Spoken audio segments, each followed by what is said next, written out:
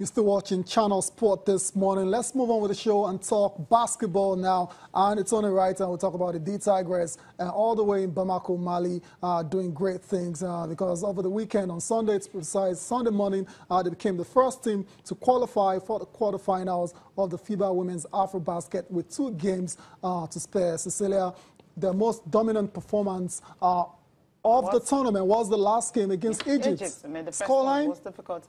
106-72. Now get that again. That's a against Egypt. I wasn't surprised by that score. And after watching the first game against Mozambique, I saw how they had to dig deep to win that. I felt, okay, in this side, outside Mozambique and Senegal, there's the 2 strongest teams, I feel, in that group. Yep. So after beating Mozambique, we were actually ranked higher than Nigeria in Africa and also in the world. Yep. So it shows that, okay, the girls were ready.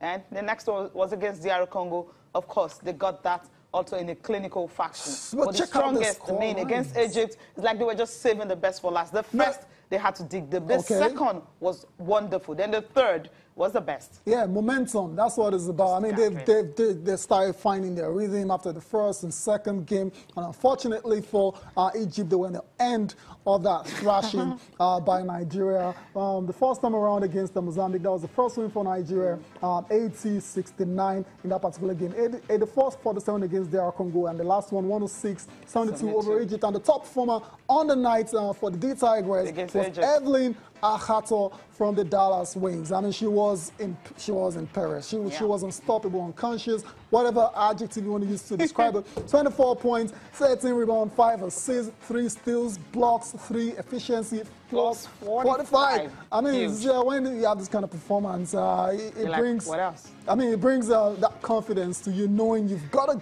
You know, it's a team sport. We know. Why does she play WNBA? Yeah, I mean, overall pick. So you're not surprised by I'm not surprised. I was just waiting for this kind of performance. To explode, I was waiting for her to explode. Yeah. I mean, she gathered it a little bit. You know, she didn't join the camp on time. She joined them very, very late. So for her to be able to blend in so quickly, I mean, it's a plus for the team and also for her. Obviously, tougher test awaits. Okay, we know the last game against Senegal, but they will have to, I mean, play Guinea first before Senegal. Don't worry, girls, just relax. That one, today, tomorrow, rest day, so they're not playing any game today. So tomorrow morning, they will be playing against Guinea. Then on Wednesday night, the big one against Senegal. Whatever happened, girls, you're in the quarterfinals, so it doesn't really matter. You've qualified under that. Don't use all your strength against Senegal because you know you're going to meet a tougher opponent in the quarterfinals. That I'm very sure of. So whatever the Senegalese is going to bring, because the girls are big, they're tall. I mean, we know our girls, that height is really not there. But Senegalese, when you see them, you're like, okay, they're guys or girls, but then they're actually girls.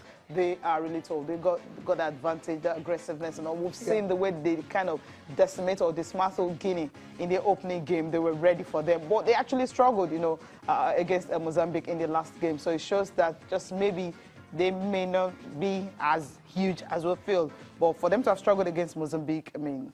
So they struggled, but it doesn't take away the fact that they're Nigeria's toughest opposition in Group B. Yeah, they are. So we'll just wait for that game, see how it's going to go. But I love the fact that the girls, you know, are just playing every game and just enjoying everything, knowing that, yes, they will just have the very best of the game. I think we've got a Tigress on the line. Okay, Ezine Kalu, she will be talking to us this morning to take us through what happened on Friday, on Saturday, and on Sunday. Back-to-back game. It was really a rush for the girls. Good morning. Welcome to the program.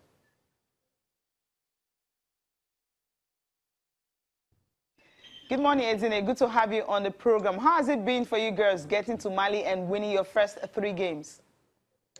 Good morning. For starters, thanks so much for having me. It's an honor to be on the show again. It's been really well here with the girls. You know, we're competing really hard. We had 3 games back to back, and, you know, we're just trying to stay focused and, you know, trying to stay together and stay as a team. So it's really great to be here in Mali competing and, you know, trying to fight for that gold medal. Okay, the game against Egypt seems to be the easiest for you girls. How did that happen? I'm sorry, can you repeat that? The connection here is really bad. Okay, the game against Egypt seems to be the easiest game, judging from the scoreline. Like you build your momentum from 84 to 80, then to 106 against Egypt. Yes, the game at first, it wasn't easy at all. You know, we never want to come into a game thinking that it's going to be easy. we always want to come into a game, working hard and just try to compete to the best of our ability. Egypt was a really good team. They have some really good girls that are very athletic. So we just tried to came in, play to the end and just play together. And we came out with the victory. Yeah, good win for you, no doubt, isn't it? I mean, I know you girls, okay, it's a rest day today. You get to play Guinea tomorrow, but everyone in Nigeria is looking forward to that game against Senegal. People feel that's going to be your toughest opposition yet. Yes, right now we do play Guinea tomorrow. We have a rest day today. Of course, we're going to practice. We play Guinea tomorrow. We know we have Senegal for our last game, but we don't want to look too far ahead. We want to go ahead and take care of Guinea, get that game out the way, and then when it's time to play Senegal, we're just going to make sure we just show up and come to play. But right now, we want to focus on Guinea and make sure all the girls are ready to play and make sure we're not looking too far ahead. We want to take it one game at a time. Yeah, Evelyn seems to have blended in very well, judging from the fact that she didn't really join the team from the beginning of the camp. How was she able to blend so easily? Yes, Evelyn is a really great player. She plays in WNBA, and I can see why. She's very athletic. She communicates very well. She reads the defense very well. So it's really good to have her on a team, to have a fresh body, have a fresh voice. So I'm really...